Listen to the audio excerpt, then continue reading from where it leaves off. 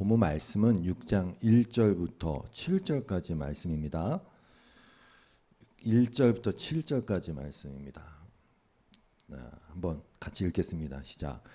그때에 제자가 더 많아졌는데 헬라파 유대인들이 자기의 과부들이 매일의 구제에 빠짐으로 히브리파 사람을 원망하니 12사도가 모든 제자를 불러 이르되 우리가 하나님의 말씀을 제쳐놓고 접대를 일삼는 것이 마땅하지 아니하니 형제들아 너희 가운데서 성령과 지혜가 충만하여 칭찬받는 사람 7을 택하라. 우리가 이 일을 그들에게 맡기고 우리는 오로지 기도하는 일과 말씀 사역에 힘쓰리라 하니 온 무리가 이 말을 기뻐하여 믿음과 성령이 충만한 사람 스데반과 또 빌립과 브로고로와 니가노로와 디몬과 바메나와 유대교에 입교했던 안디옥 사람 니골라를 택하여 사도들 앞에 세우니 사도들이 기도하고 그들에게 안수하니라. 하나님의 말씀이 점점 왕성하여 예루살렘에 있는 제자의 수가 더 심히 많아지고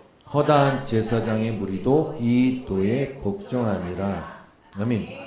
오늘 말씀을 통해서 저와 여러분이 생각해 볼 것은 이 땅에 있는 이 교회 아시죠? 교회의 존재 이유에 대해서 살펴볼 수 있는 내용이 아닐까 싶어요. 그래서 교회의 선택과 집중 이렇게 제목을 정해봤습니다. 교회는 무엇에 집중해야 하는가? 그리고 뭔가 집중하기 위해서는 우선순위 정할 수밖에 없겠죠. 뭐 다 집중할 수는 없으니까. 우선순위를 어떻게 할 것인가? 이런 것에 대해서 생각해 볼 필요가 있습니다. 오늘 본문을 읽었듯이 그때에 라고 시작하는데 그것은 5장의 마지막 절을 이어서 살펴보면 되겠습니다. 5장 42절이죠. 그들이 사도들이 날마다 성전에 있든지 집에 있든지 예수는 그리스도라고 가르치기와 전도하기를 그치지 아니하니라. 그때에 제자가 더 많아졌는데 이렇게 진행이 되는 것입니다. 사도들은요. 그 유대 종교 지도자들의 회유와 협박에도 상관없이 예수가 바로 유일한 구세주라는 복음을 가르치고 전도하는 것을 멈추지 않았습니다. 그 결과 그때에 제자의 수가 더 많아졌어요. 여기서 말하는 제자는 일반 성도를 얘기하는 거예요. 그러니까 12제자 이런 개념이 아니라 사도행전이 이때 처음 모든 성도를 제자라고 부르기 시작했는데 믿는 자들을 뜻하는 것입니다. 그런데 여기서 이제 문제가 발생했어요. 헬라파 유대인들이 보니까 자기들에게 속한 헬라파 유대인들에게 속한 과부들이 매일매일의 구제 사역에 있어서 자꾸 빠지는 겁니다. 자꾸 우선순위에서 이렇게 제외되는 것을 이렇게 느끼는 것입니다. 여러분 구제 사역은 과부와 고아를 돌보는 것은 뭐 구약 시대에도 늘 하나님의 뜻 가운데 있었고 특별히 초대교회가 시작했을 때에 어떤 일이 있었습니까? 2장 44절 45절에서 우리가 살펴봤잖아요. 믿는 사람이 다 함께 있어 모든 물건을 서로 통용하고 또 재산과 소유를 팔아 각 사람의 필요에 따라 나눠주며 이겁니다. 각 사람의 필요에 따라 나눠주며 그래서 이 구제사역은 그렇게 교회의 시작과 함께 시작됐는데 매일 행해질 수밖에 없었죠. 왜냐하면 이게 우리가 매일 먹어야 되지 않습니까? 여기 말하는 과부들뿐만 아니라 생활이 어려운 사람들이 매일매일 먹고 살아야 하기에 그런 필요가 매일 발생하겠죠. 지금도 뭐 어려운 분들에게 국가나 지자체에서 매일 식사를 제공하는 프로그램들이 있잖아요. 비슷합니다. 매일 그런 구제사역이 일어나야 되는 거예요. 매일 진행이 돼야 되는 거예요. 또 뭐 여러 가지 이유를 생각해 볼 수 있어요. 이렇게 물건을 통용하고 막 가져오면 이걸 쌓아놓고 있을 만한 공간 이런 것도 좀 부족했을 것 같아요. 그래서 매일매일 이렇게 분배하는 일을 했었을 것 같아요. 여기에 쓰인 구제라는 단어는 헬라어 디아코니아를 번역한 겁니다. 개역개정은 구제라고 번역했고요. 또는 봉사 또는 돌봄 또는 분배라고도 번역됩니다. 기억하고 계세요? 봉사, 돌봄, 분배 이게 디아코니아라는 뜻입니다. 그리고 여러분 영어로 집사가 여러분 요즘 집사가 고양이들을 많이 돌보더라고요. 그 똑같은 뜻인지 잘 모르겠어요. 근데 아무튼 집사가 데콘인데 디아코니아에서 나온 단어입니다. 그 봉사와 헌신을 하는 자들이라는 뜻이죠. 아무튼 그런 구제 사역에 있어서 시간이 점점 흘러가면서 헬라파 유대인이 자꾸 배제된 채로 히브리파 유대인들에게 집중되는 것이 보이기 시작했어요. 히브리파 사람은 누구냐? 그냥 말 그대로 토종 유대인, 그 땅에서 자라서 거기서 성장하고 거기서 예수 믿은 사람들. 대부분이 그 당시 아람어를 썼습니다. 히브리어 쓰지 않았냐? 아람어를 썼습니다. 왜냐하면 포로 기간 동안에 그들이 익숙한 언어가 바뀌었어요. 헬라파 유대인은 누구예요? 헬라니스테스라는 이제 단어를 번역한 건데, 이게 헬레니조에서 나온 단어인데, 이거는 그냥 원래 뜻은 헬라어를 쓰는 사람, 헬라 사람의 삶을 사는 사람, 이런 뜻인데, 여기서는 디아스포라 유대인들, 그 유대 땅 말고 각지에 흩어져 있다가 거기서 예수를 믿어서 그리스도인이 된 사람들 얘기합니다. 근데 이제 여기 와서 신앙생활을 하는 것이죠. 외국에 사는 2세, 3세들 생각하시면 딱 맞습니다. 언어도 영어가 편하고 그 현지어가 편하고 문화도 그 문화가 편한 사람들이죠. 근데 그들이 한국 땅에 딱 왔어. 아무튼 그런 거 상상하시면 이해가 편합니다. 여러분이 아시다시피 이 유대인들은 선민적 배타 의식이 워낙 강했어요. 이렇게 잘 변하지 않습니다. 그런데 이제 그런 문제가 발생했는데 주석가들은 애써서 이게 어떤 차별에 의한 결과가 아니다. 행정상의 오류가 생겼기 때문일 것이다. 행정착오였을 것이다. 그렇게 한 마음과 한 뜻으로 유무상통하는 아름다운 공동체에 어떻게 이런 일이 일어날 수가 있겠느냐. 이렇게 굳이 그렇게 해석을 하려고 하는데 저는 그 관점이 문제라고 생각합니다. 교회는 절대 그럴 일이 없다. 아니요. 그럴 일이 있습니다. 사람이 모이는 곳이기 때문에. 여러분, 서신서가 신약 성경의 반을 넘게 차지하는데 그 내용이 뭡니까? 그 교회에 왜 편지를 씁니까? 왜 갈라디아서를 왜 썼습니까? 고린도전서를 왜 썼습니까? 문제가 많으니까. 복음을 믿고 복음을 향해서 그 말씀 중심으로 해서 하나님 향해 쫙 달려가야 되는데 그게 아니에요. 계속 사람과 사람과의 갈등, 차별 이런 것들 때문에 정신 차려라. 한마디로 정신 차려라. 니들이 지금 믿는 게 뭐냐. 그런 일 발생하지 않더라도 낌새가 느껴지면 또 경고의 말씀으로, 그게 경고의 메시지로 서신서를 쓴단 말입니다. 물론 믿음의 격려의 내용이 당연히 있고요. 사도 야고보가 이렇게 얘기하지 않았습니까? 야고보서 2장 1절에서 내 형제들아, 영광의 주 곧 우리 주 예수 그리스도에 대한 믿음을 너희가 가졌으니 사람을 차별하게 대하지 말라.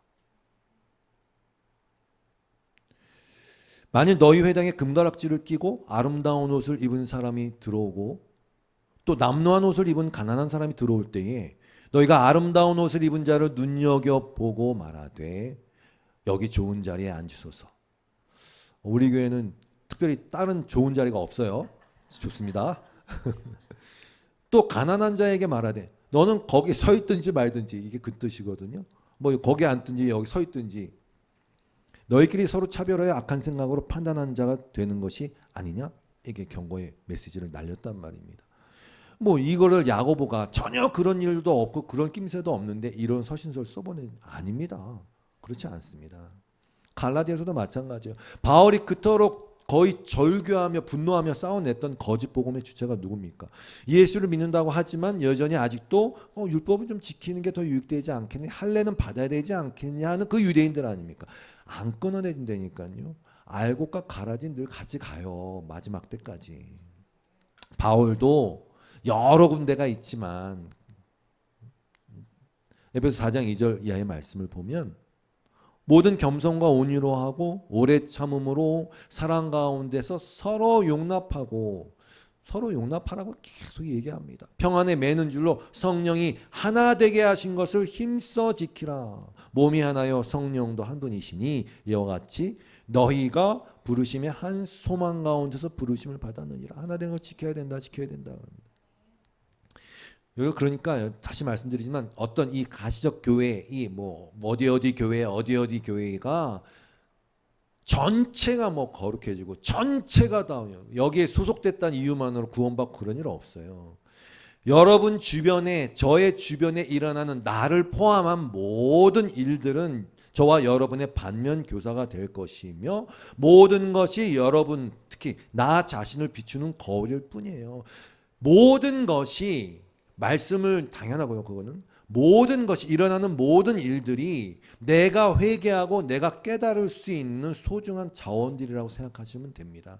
손가락질할 거 없어요. 만약에 그런 분이 계시다면 나 자신을 바라보는 거울로 바라보시고 그것을 통해서 내가 믿음을 너희가 가졌으니 차별해야 되지만 내가 믿음을 정말 가진 게 맞나, 내 믿음을 돌아보는 소중한 기회로 삼으시면 됩니다. 예루살렘 교회를 이루고 있는, 초대교회를 이루고 있는 그 토종 유대인들이 어떻게 생각하였을지는 뻔합니다. 다 그렇다는 얘기가 아닙니다. 전체화시킬 필요 없어요. 그 중에 일부는 그렇게 차별하고 어떻게 하다 보면 팔이 안으로 굽듯이 그 유대인들을 먼저 그렇게 챙겼을 것 같다 이것이죠. 이런 문제로 교회가 분열이 일어나고 서로 다투고 싸우면 일단 좀 우습지 않습니까? 왜?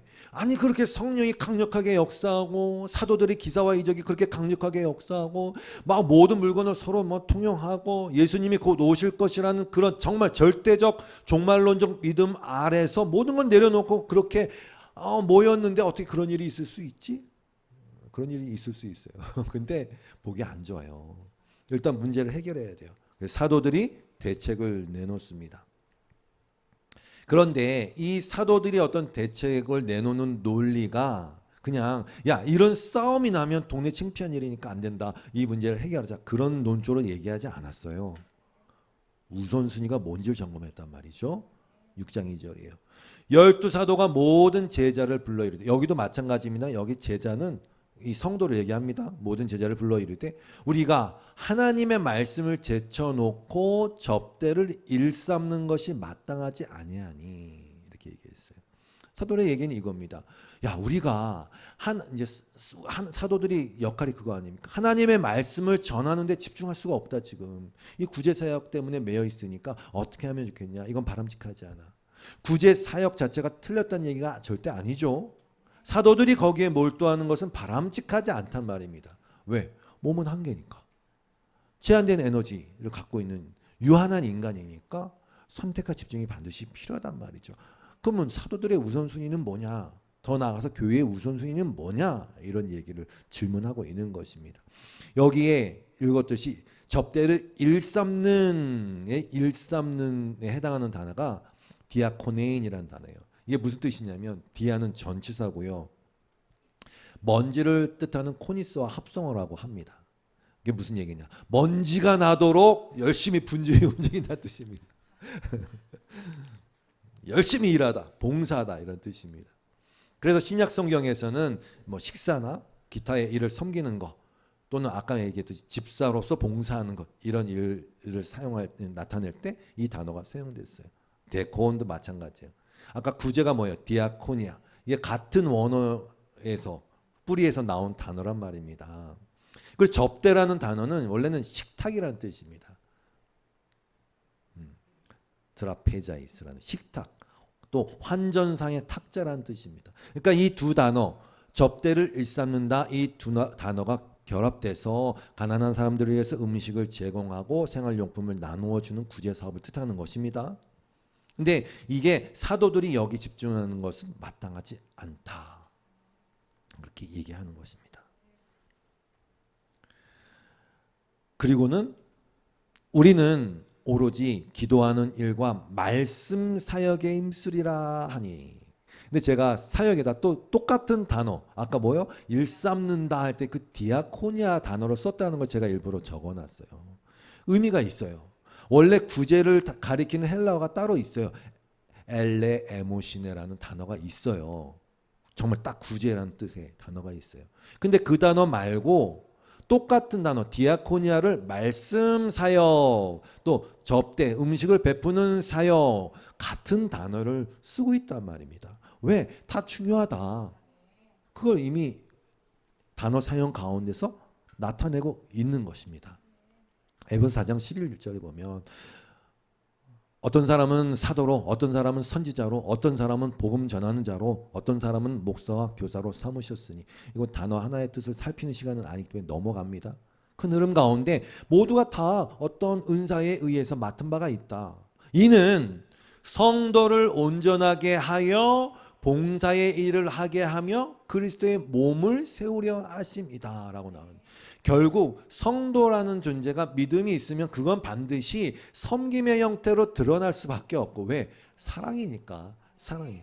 성도는 뭐요? 사랑입니다. 이렇게 드러날 수밖에 없고, 자기가 잘하는 거로, 못하는 거로 하면 좀 익숙하지 않은 거로 하는 것보다 자기가 잘하는 거라는 게 좋죠. 근데 그것은 결국 목적이 뭐라고요? 그리스도의 몸을 세우려 하십니다. 그래서 이렇게 생각하면 정리가 딱 됩니다. 여러분 구제 사역, 특별히 음식을 나눠주고 하는 것들은요, 모든 종교에서 행하는, 대부분 행하는 사역입니다. 그 사역 자체가 그리스도의 몸을 세우는 건 아닙니다. 뭐 그러면 다 모든 종교가 다 그리스도의 몸을 세우는 거 아닙니까? 그리스도의 몸을 세운다는 것은 교회 공동체, 즉 믿음의 사람들을 세운다는 것이고, 이 교회는 바로 이 고백 위에서 쓰는 거예요. 마태복음 16장 16절 말씀 아시죠? 내가 이 반석 위에 교회를 세우리니라고 했던 베드로의 고백. 시몬 베드로가 대답하여 이르되 주는 그리스도시요 살아계신 하나님의 아들입니다 라는 그 고백 위에 교회의 정체성이 있는 거예요. 그리스도의 몸이 세워지는 거예요. 그 진리를, 그 사실을 말하고 그걸 가르치고 그것을 삶 가운데, 저와 여러분의 삶 가운데 부족하지만 증명해 내는 삶을 사는 것이 성도이고 성도의 정체성이에요. 교회의 정체성이에요. 그것과 함께 이제 구제 사역도 하고 무슨 사역도 하고 그러면 의미가 있는 것이죠. 그저 어떤 착한 일과 사회봉사나 구제에 집중한다면 그건 교회가 아니에요. 다른 데 다 하는 거니까. 다 필요한 것은 맞아요.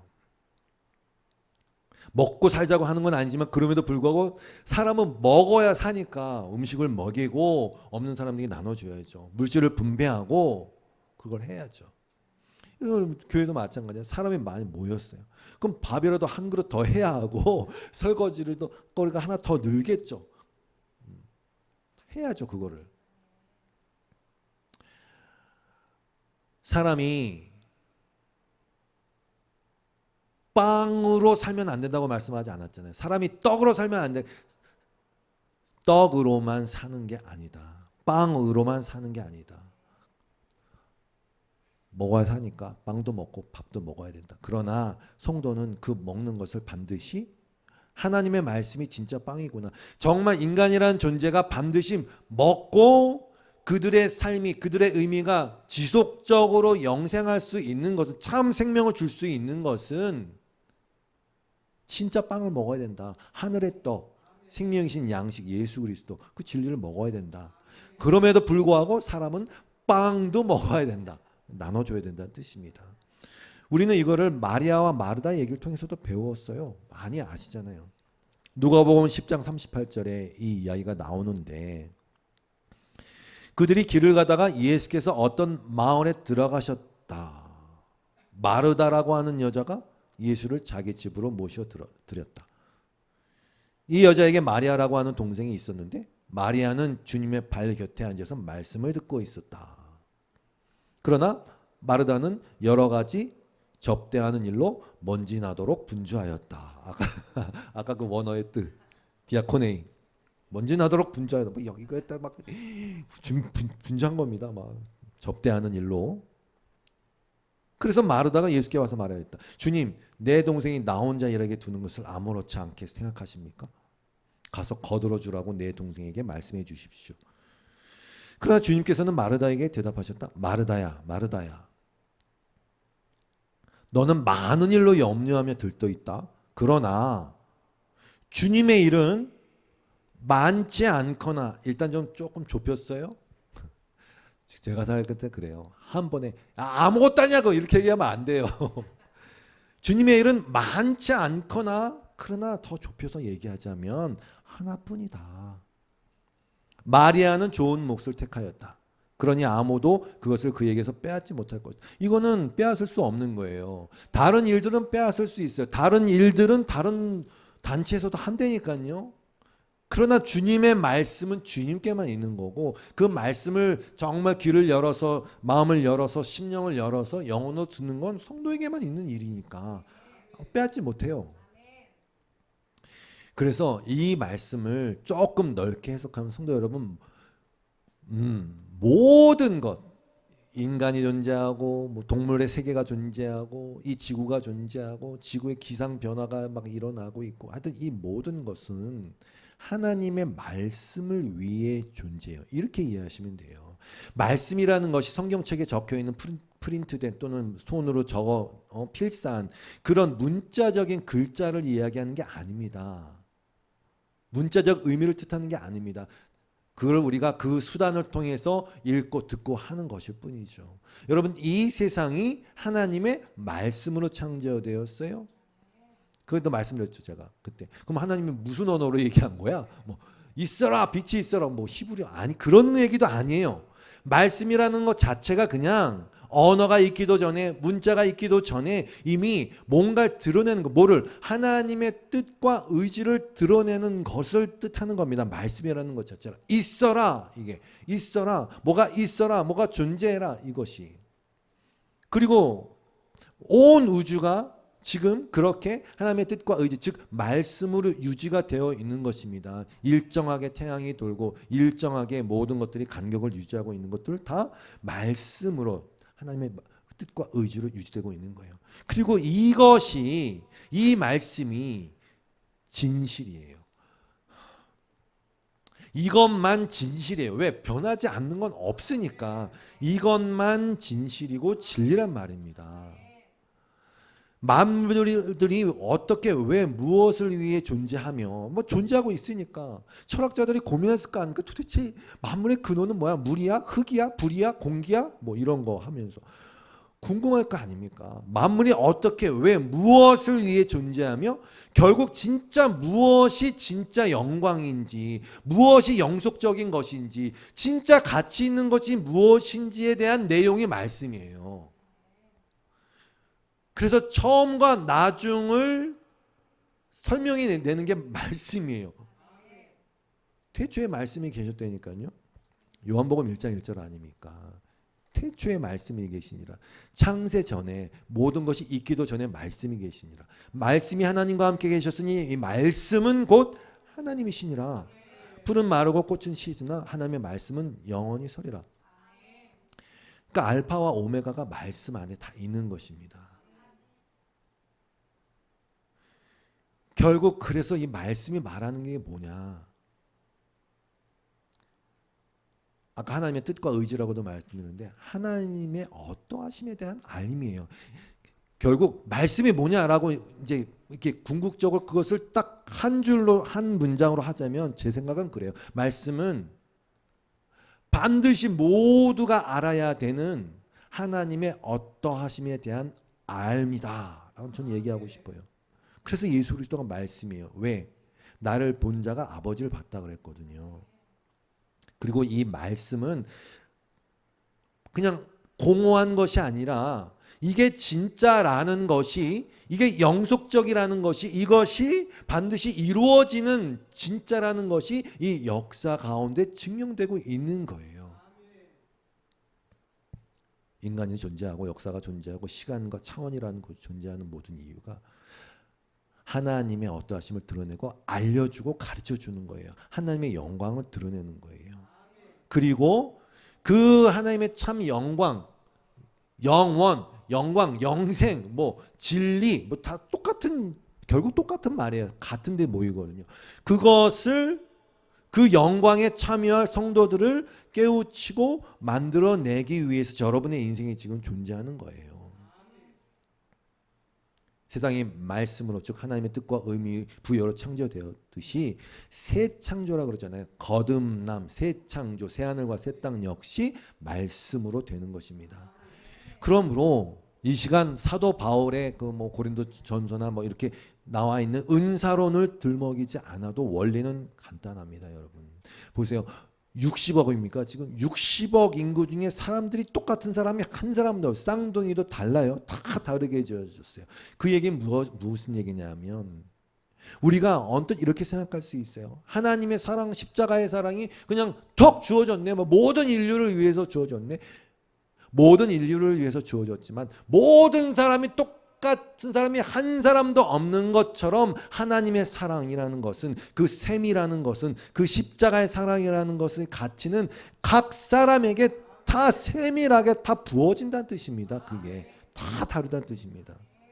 몽뚱그려서 뭐 떨이요 떨이 이런 개념으로 절대로 접근하시면 안 돼요. 저는 뭐 여러분은 잘은 모르지만 아마 분명히 그럴 거예요. 여러분의 기질과 성격과 태어난 환경과 겪은 일들 이 모든 것들이 합력해서 가장 여러분에게 합당한 메시지로 그 복음이 전달될 거예요. 분명히 그럴 겁니다. 그래서 각자에게 주신 은혜가 다 크고 세밀하다는 것을 얘기해주고 있어요. 그런 의미에서 또 각자가 모든 사람이 잘할 수 있는 게 다 달라요. 어쩌면 제대로 하는 게 없는 것처럼 보이는 사람들도 있어요. 근데 중요한 것은 모두가 뭘 요거 좀 잘하고 요거 좀 잘하고 어떤 힘도 좀 세고 머리가 잘 돌아가고 잔머리 잘 돌아가고 달라요. 머리 잘 돌아가는 거 잔머리 잘 돌아가는 거 달라요. 다 다른데 말씀드리고자 하는 건 이거예요. 결국 사람들이 다 틀리고 다 잘하는 게 틀린데 그것은 내가 머리가 아니라는 것을 배우는 자리예요. 거기에 공통점이 있는 거예요. 팔로 다리로 내 실력을 입증해내는 자리가 아니라 다 결국은 순종의 자리. 주님을 내 머리로 내 주님으로 인정하는 자리에 머무르게 되는 거예요. 그게 말씀에 순종한다는 의미거든요. 그러므로 말씀을 전한다는 위치에 있다는 것을 빌미로 담임 목사가 권세를 부리면 안 되는 줄로 믿습니다. 그래서 그렇게 지어졌고 그럼 제가 좀 너무 폭넓게 얘기했어요. 아무튼 그래서 간단하게 얘기하자면 일을 분배해야죠. 일을 분배해야죠. 3절입니다. 본문 3절. 형제들아 너희 가운데서 성령과 지혜가 충만하여 칭찬받는 사람 7을 택하라. 우리가 이 일을 그들에게 맡기고 우리는 오로지 기도하는 일과 말씀 사역에 힘쓰리라 하니. 성령과 지혜가 충만하고 칭찬받는 사람, 즉 신망이 있는 사람이라고 번역하기도 합니다. 신망이 있는 사람. 당연하죠. 왜? 성령이 충만해야 지 뜻대로 하려는 걸 덜 할 수 있어요. 직분을 맡기면 자기 뜻대로 하고 싶고 세상에 부리지 못했던 권력욕을 여기서 부리고 싶어하는 사람이 꽤 있어요. 잘 됐다. 여긴 또 하나님의 나라라면서 뭐 이러면서 왕노릇 한번 해보자. 성령이 하시는 일이 뭡니까? 육체의 소욕을 거스르는 거예요. 제가 말씀드렸잖아요. 성령은 브레이크라니까요. 우리는 그냥 질주하는 욕망 기관차. 육체의 소욕을 거스르는 거예요. 그리고 하나님의 뜻을 깨닫게 하시는 분이에요. 하나님의 깊은 뜻을 통달하시는 분이 성령 하나님이니까 성령으로 충만해야 좀 죄송한 편이지만 허짓거리를 덜합니다. 교회에서. 그래서 집사 되려면 성령 충만해야 돼요. 권사도 목사도 그래야 자기 거를 안 해요. 저는 이 의미가 크다고 생각합니다. 그래야 인간 중심이 아닌 하나님 중심인 교회에 힘을 실을 수가 있는 것이죠. 그 지혜도 마찬가지예요. 여러분 지혜는 뭐냐? 그냥 이렇게 생각하시면 편해요. 이치를 깨닫는 힘, 이치를 깨닫는 힘. 그럼 지혜가 왜 필요하냐? 유연성 때문에 그래요. 여러분 기억은 기억이죠. 근데 그 기억은 뒤집으면 니은이 된단 말입니다. 사람이 다 다르다 말씀드렸어요. 하나님의 말씀이 이렇게 각자에 맞게 도달하는데 그래서 지혜가 필요해요. 사람의 일이라는 것이 늘 1 더하기 1은 2로 끝나는 게 아니거든요. 그러므로 지혜롭게 닥쳐오는 일들에 대응하기 위해서 유연성 있게 진리를 벗어나지 않으면서도 유연성 있게 대처해야 하기 때문에 필요합니다. 그리고 이 지혜는 당연히 사람의 그런 지혜와 더불어서 그것을 뛰어넘는 하나님의 지혜겠죠. 그래서 성령과 지혜가 충만하다. 그리고 또 한 가지 뭐예요? 신망이 있는 사람. 그러니까 누구나 다 인정할 수밖에 없는 사람을 세우는 게 좋아요. 요즘은 참 이 나라가 인사 문제로 되게 어려운데 왜? 다 인정할 수 있는 사람이 아니니까. 그런 사람을 세워야 계파 갈등도 없고 오해도 덜 하겠죠. 단지 친하다는 이유? 그거 안 돼요. 세상도 그렇게 하지 않아요. 그런 칭찬받는 사람, 신망 있는 사람을 세워야 믿음의 시험에 덜 듭니다. 믿음에 덜 방해가 됩니다. 여러분도 다 그렇게 신망이 있는 사람이 되셨으면 좋겠어요. 저도 믿음직한 사람이 되셨으면 좋겠습니다. 왜? 복음을 위해서. 여러분 그래 뭐 나의 어떤 나됨을 이렇게 물론 그것도 중요하지만 복음을 위해서. 아니 교회에서 사람들이 교회를 떠나는 이유가 뭡니까? 시험 들어서 아닙니까? 누구한테 시험 드니까 말씀에? 물론 그것도 있겠지만 사람한테 시험 드는 거 아닙니까? 그러니까 이렇게 뽑아야 된다. 저는 100% 동의합니다. 7명을 뽑은 이유? 글쎄요, 뭐 완전 수기 때문이라기보다 그 당시에 분량이 7명이면 되겠군 해서 뽑았다고 저는 생각합니다. 아무튼 이렇게 일을 나눠서 분배하는 것은 모세 때도 있었어요. 모세가 그 이스라엘 백성 이끌면서 남자만 60만이면 한 100만, 200만이 되는데 그걸 어떻게 처리합니까? 막 끙끙대고 있으니까 장인이 들어가 와서 지금 뭐 하고 있어? 나눠. 그래서 50부장, 100부장 세워서.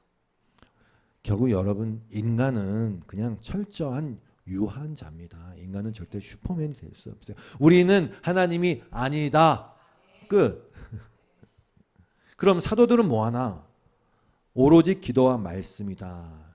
첫 번째 이유는 사도들은 그것을 위해서 세움을 받았어요. 가르쳐 지키게 하라. 오직 성령이 너에게 임하시면 말씀을 가르쳐 지키게 하라.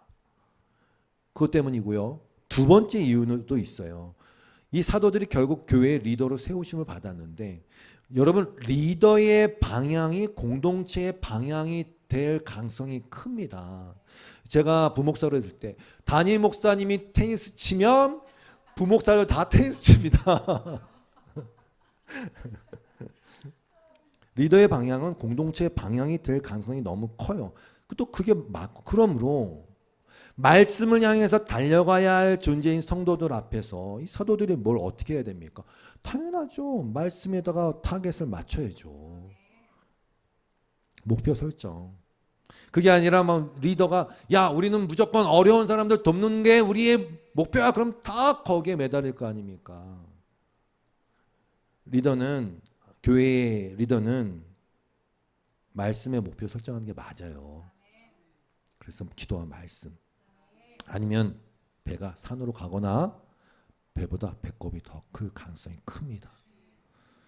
기도는 당연히 모든 성도가 해야 할 일이니까. 근데 특별히 기도와 말씀을 붙여놓은 이유는 또 있다고 생각합니다. 말씀을 사사로이 풀지 않기 위해서. 그러니까 말씀을 갖다가 어떨 때는 교회에 좀 헌금이 부족한 것 같아. 그러면 그 구절 따다가 막 성도들 때리고 어떨 때는 그 성도들이 나를 좀 막대하는 것 같아. 그러면 그 구절 따다가 막 때리고 그러면 안 된단 말입니다. 네? 기도해야 돼요. 그래서 뭐 기도가 야 우리 담임 목사님은 5시간 기도하는데 다 꿇어 이런 얘기가 아니에요. 그게 아니라 말씀을 사사로이 풀지 않기 위해서 하나님께 여쭤봐야 된다니까요. 기도가 뭡니까? 말씀 맡겨드리면 아닙니까? 그리고 말씀은 결국 계시 아닙니까? 계시는 풀어줘야 되는 거고. 근데 그것을 내가 그냥 내 필요한 목표에 따라서 내 지혜 정도의 수준에 따라 풀면 그게 사람의 말이지 하나님의 말입니까? 아닙니다. 그러니까 맡겨드리면서 이 말씀이 말하는 바가 이게 맞습니까? 기도를 해야죠. 기도해야죠. 그래서 성령으로부터 배우고 성령께서 야 이 말씀은 이런 뜻인 것 같은 뜻이야. 너 그렇게 전해. 그걸 계시라고 하는 거고. 그래서 말씀과 기도에 전념해요. 그런데 사도 바울 같은 경우는 일을 했어요. 스스로 본인 스스로가 일을 했어요. 근데 어렵지 않아요. 다 똑같은 목표예요. 말씀을 훼손하지 않기 위해서 아무리 좋은 일이라도 분배하는 그 사역이 말씀을 전하는 거에 방해가 됐잖아요. 마찬가지예요. 사도 바울이 그렇게 텐트 메이커를 했는지 뭐 말씀을 위해서 말씀의 저해가 되는 것, 즉 말씀을 순수하게 전하는데 방해가 되는 것은 그게 무엇이든 하나라도 없애고자 한 일이에요. 그 동기를 보시면 됩니다. 목회자가 일을 해야 된다 이렇게 가면 또 안 돼요. 단순 무식한 발상은 접어두고 바울은 알았어요. 인간의 문제를. 특히 말씀 전하는 자의 문제. 자꾸 거기 말씀에다 자기 생각 갖다 붙이고 인간의 뜻과 의지와 인간들이 좋아할 만한 선호할 만한 것들을 저기다 자꾸 붙이는 것들을 알았단 말이죠. 그리고 이 사람이란 존재가 그렇게 말 잘하고 잘생긴 자들에게 넘어가는구나. 웅변으로 감화받고 말씀 자체의 뜻과 의지로 감화받는 거 말고 말 잘하고 설득하는 거로 감화받고 이런 거 다 알죠. 바울이. 멋진 외모와 멋진 스펙의 목사가 하는 말이기에 신뢰하는 것과 말씀 자체의 자증적 능력으로 인해 그 말씀에 신뢰하는 것은 전혀 다른 문제라는 걸 안 것이죠. 그러니까 이걸 헷갈리시면 안 돼요. 그래서 바울은 혹시라도 자기 자신이 그런 걸림돌이 될까봐 자기 자신이 쌓아왔던 뭐 가말리알 문화에서 뭐 배웠다 내지는 뭐 열심히 이런 것들조차도 다 방해가 될까 조심스러워하면서 끊임없이 자기를 부인해 나가면서 쳐가면서 말씀을 전한 것입니다. 그래서 일도 한 거예요. 왜? 웬만하면 그 돈 문제 때문에 성도들이 시험 들까 봐. 제 생각은 그래요. 그래서 열심히 일하면서 사람이 그렇지 않습니까? 그게 그것 때문에 헌금 얘기하는 게 아닌데 헌금 얘기하면 또 야 목사가 돈 받. 저도 헌금 얘기 안 합니다. 그래서 아시겠죠? 말씀과 기도에 전념한다는 또 마찬가지고 바울이 그렇게 일을 하면서도 하는 것도 마찬가지고 그 말씀 때문에 그래요. 성도들이 말씀에 집중하게끔 이 자세가 중요하다. 그래서 뽑았어요. 5절입니다. 온 무리가 이 말을 기뻐하여 믿음과 성령이 충만한 사람 스데반과 빌립과 브로고나 등등등 뽑았어요. 근데 여러분 이 집사가 쭉 나열되는데 이 이름이 주석을 보니까 다 헬라식 이름이라네요. 헬라식 이름, 즉 헬라파 유대인이었던 것 같아요. 균형을 잡는 것이죠. 그리고 한 가지 알아두시면 좋은 게 믿음과 성령이 충만한 이 수식어가 사실은 7 집사를 수식하는 게 아니라 스데반을 수식하고 있어요. 물론 다른 집사들도 아까 그랬잖아요. 뭐였지? 성령이 충만하고 말씀이 충만한다 그랬나? 하여튼 그런 조건으로 뽑았기 때문에 다른 분들도 그랬겠죠. 하지만 그럼에도 불구하고 믿음과 성령이 충만한 스데반을 수식하고 있어요. 그래서 그 다음 우리가 나눌 다음 본문은 스데반의 순교의 내용이 나옵니다. 근데 여러분 스데반이 왜 순교했습니까? 그러니까 잘못 나눠줘서 집사의 직분 잘못해서 나누겠지만 6장 9절 이하에 보면 이른바 자유민들 즉 구레네인 알렉산드리아인 길리기아와 아시아에서 온 사람들이 회당에서 어떤 자들이 일어나 스데반과 더불어 논쟁할세요. 뭐로? 진리를 갖고 논쟁했겠죠. 스데반이 지혜와 성령으로 말함을 그들이 능히 감당하지 못했다 그랬어요. 즉 복음을 전했단 말입니다. 스데반이. 그래서 스데반 집사가 끌려갔어요. 대제사장들 앞에서 신문을 당합니다. 그때 뭘 하냐? 한 장이 전체가 그 내용입니다. 스데반이 뭘 하냐? 설교를 합니다. 믿음에 대해 내가 믿는 믿음이 뭔가에 대해 설교합니다. 복음에 대해서 변증합니다. 아브라함부터 쫙 시작해서 예수 그리스도까지 복음을 증거합니다. 그 결론은 뭡니까? 너희는 죄인이야. 너희가 살인자야. 우리가 그런 패역한 불순종한 자들이라는 걸 폭로합니다. 그래서 죽은 거예요. 다시 말씀드립니다. 스데반은 집사 뽑아놨더니 하라는 일 안 하고 나가갖고 하라는 일 안 하고 이런 뭐 복음 그게 아니라 빌립 집사도 마찬가지예요. 8장 5절 보면 빌립이 사마리아 성에 내려가 그리스도를 백성에게 전파하니 빌립도 복음을 전파하고 모든 초점이 어디? 말씀에 복음에 있다는 것입니다. 사람들이 모여있기 때문에 행정적인 것도 필요하고 여러 가지 것들이 필요하지만 다시 말씀드립니다. 말씀 때문에 존재하는 것입니다. 복음 때문에 존재하는 거예요. 그래서 빌립보서 1장 4절에 보면 사도 바울이 이렇게 기뻐하면서 서신을 썼어요. 간구할 때마다 너희 무리에 의하여 기쁨으로 항상 간구함은 5절 같이 읽습니다. 시작. 너희가 첫날부터 이제까지 복음을 위한 일에 참여하고 있기 때문이다. 아멘. 그리고 결론도 이렇게, 본문의 결론이 이렇게 났어요. 7절 말씀이요. 읽겠습니다. 시작. 하나님의 말씀이 점점 왕성하여 예루살렘에 있는 제자의 수가 더 심히 많아지고 허다한 제사장의 무리도 이 도에 복종하니라. 아멘. 교회가 선택하고 집중할 게 뭔지 너무 분명하게 나와 있습니다. 말씀을 정리합니다. 여러분, 올해 7월은 지구 역사상 기념비적인 달이 될 것입니다. 좋은 의미는 아닙니다. 역사상 지구 평균 온도가 가장 더웠던 달로 기록될 것이 거의 분명합니다. 어느새 이렇게 됐어요. 어느새 이렇게 됐다고 제가 표현하는 이유는 사실 이렇게 될 것이라고 많은 경고가 있었거든요. 10년 전에도 20년 전에도 야 이렇게 가면 이렇게 될 거야 라는 경고가 있었거든요. 유엔의 공식 발표가 있었어요. 유엔 사무총장 안토니오 구테우스가 그랬잖아요. 지구 온난화는 끝났고 지구 열대화다. 이게 영어로 보면 그래. 글로벌 워밍은 끝났고 글로벌 보일링이라고 했어요. 보일링. 끓는다는 거 아닙니까? 지구가 이제 끓는다 이제. 현재 기후변화는 공포스러운 상황이지만 이건 시작에 불과하다는 경고의 말을 안 할 수가 없어요. 지금 다 들끓고 있어요. 들끓고 있어요. 그리스가 어딘 거기는 너무 메마르다 보니까 막 산불이 번져서 그 막으면 되지 안 막아요. 너무 뭐 건조하니까 막을 수가 없어요. 그래서 무기고가 폭발해서 화약이 막 터지고 난리 아닙니까?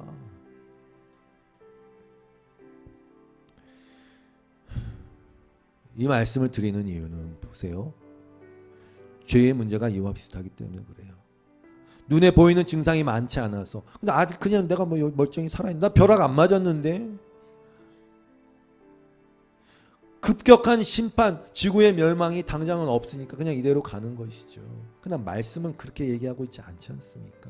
이미 결과가 무엇인지, 문제가 무엇인지를 이미 다 드러내 보여주고 있지 않습니까? 제가 생각할 땐 그래요. 이 말씀에 집중했다면 이런 일도 일어나지 않았겠죠. 왜? 이게 다 한 인간의 욕심 때문에 아닙니까? 계속 이것 갖고 부족해. 이거 더 맛있는 거 먹고 싶고 더 많은 걸 누리고 싶어. 더 높이 올라가고 싶어. 다 그냥 이래가지고 먹을 게 충분함에도 불구하고 계속 과잉 생산하고 남으니까 버리고 이런 거 아닙니까? 솔직히. 하나님의 말씀에 대해서 지금 말씀드리는 거예요. 이 말씀. 복음이 말하는 게 뭡니까? 욕심이 잉태한 죄를 낳고 이 죄라는 문제가 그저 공중도덕 잘 지키고 국가 간의 예의 잘 지키고 이런 문제가 아니라는 것을 성경은 얘기하고 있지 않습니까? 브레이크 없는 인간의 욕심이 이 사태를 가져온 거 아닙니까? 그리고 결국 모든 사람이 그렇게 죄를 범하여 하나님의 영광에 이르지 못했다는 것을 인정시켜주는 것이고 진짜 문제가 뭔지를 알려주는 거 아닙니까? 복음이.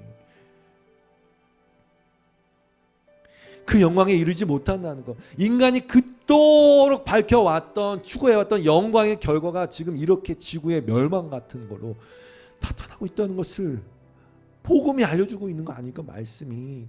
근데 이게 다 필요 없대. 재미없대. 그리고 거기서 나올 수 있는 아니 지구가 멸망하더라도 내 삶이 혹 지금 대한민국은 좀 안전한 것 같지만 내 삶이 지금 끊어지더라도 그것이 다가 아닌 내 육신의 이 생명이 끊어지더라도 그것이 다가 아닌 진짜 생명이라는 것이 있다는 걸 복음이 얘기해 주는 거 아닙니까? 그러면 이 말씀 외에 뭘 합니까 도대체? 말씀에 집중해야 되는 게 맞아요. 유일한 방법을 얘기해 주고 있으니까. 맞아요. 하나님은 보이지 않아요. 지금도 보이지 않아요. 숨어 계시는 것 같아요. 그러나 존재하지 않는다는 것이 아니란 말입니다. 죄라는 것이 어느 특정 흉악범에게 자꾸 또 비양심적인 어떤 사람에게 자꾸 포커스를 맞춰서 다들 죄인이 아닌 것처럼 나는 착한 것처럼 이렇게 행세를 하고 있지만 그게 아니라니까요. 모든 사람이 다 자기가 왕이고 자기 나라가 왕이 돼야 되고 다 반역죄를 범한 죄인이라는 걸 성경이 알려주고 있지 않습니까? 여러분 말씀을 잘 붙드십시오. 제가 봤을 때는 제가 뭐라고 제 얘기가 아니라 말씀 붙드십시오. 한 가지 더 말씀드리면 이제 앞으로 뭐가 진짜인지 모르는 세상이 더 올 거예요. 여론은 조작되기가 십상이고 이제는 뭐가 진리인지 모르는 시대가 올 거예요. 아니 이미 왔고요. 그리고 절대적인 진리가 있다는 것 자체를 굉장히 기분 나빠하는 시대를 살고 있어요. 왜 진리가 꼭 절대적이어야 돼? 내가 하고 싶은 대로 하면 되는 거 아니야? 그것을 합리화시키기 위해서. 그래서 진리라는 것을, 절대적 진리를 상대하는 것이 굉장히 포용력 있고 멋진 일처럼 보이지만 여러분, 제가 분명히 말씀드립니다. 그것은 여러분이 만약에 우주 유영을 가갖고 모선에다가 여러분의 생명선을 쫙 해서 우주 유영하는데 마치 그 생명줄을 끊어버리는 것과 같은 짓입니다. 절대적 진리를 없다 하는 것이. 모든 것이 상대화 돼버리면 그냥 우리는 마치 홍수에 쓸려가는, 아무것도 기댈 것 없는 그냥 그런 존재로 그냥 쓸려가 버리는 것입니다. 인간 스스로가 인간 스스로에게 가치를 부여할 수 없어요. 원래 가치라는 것은, 여러분 보세요. 내가 내 자신에게 10원짜리가 10원짜리, 나는 100만 원이다 100만 원, 스스로 아무리 가치를 붙인다고 가치가 붙여지는 게 아니에요. 진짜 가치를 부여가 되는 것은 원래부터 어떤 타자로부터 가치가 부여되는 거예요. 인간이 아무리 인간 자체에 대해서 뭘 증명해내고 가치를 부여한다 하더라도 그건 진짜 가치가 아니에요. 진짜 가치는 우리를 만드신 분에 의해서, 그분의 말씀과 약속에 의해서 부어지는 거예요. 그래서 마지막입니다. 정말 벽에 단단하게 잘 박힌 모처럼 말씀이, 하나님의 말씀이 여러분의 인생에 그 역할을 단단히 하시기를 주님으로 축원합니다. 그리고 교회는 그 일을 하는 거죠. 다 떠내려가는데, 다 떠내려가고 있지 않습니까? 지금 여러분의 인생도 떠내려가고 가치와 의미도 떠내려가고 물리적으로도 지금 다 이렇게 돼. 교회는 그냥 그 사람이 믿음을 잘 박을 수 있도록 말씀을 정확하게 전달하고 보존하고 전파하는 것입니다. 시간이 길어졌네요. 제가 기도하고 마치겠습니다. 하나님 아버지, 우리 무지를 더 깨워주시기를 원합니다. 뭔가가 닥쳤을 때, 그때 비로소, 거의 돌이킬 수 없을 때나 그때서야 비로소 후회하고, 그때서야 비로소 돌아보는 롯의 처와 같이 되지 않게 하여 주시고, 그저 우리에게 믿음을 주셨으니 그 믿음의 눈으로, 이 말씀의 눈으로 세상을 바라볼 때 우리가 흔들리지 않고 이 길을 걸어갈 수 있을 줄로 믿습니다. 특별히 하나님, 교회를 기억하여 주시고 이 교회들이 자꾸 떠내려가는 튜브 던지지 않게 해주시고, 흔들리지 않는, 붙잡을 수 있는 말씀의 동아줄을 던져주는 교회가 되게 하여 주시옵소서.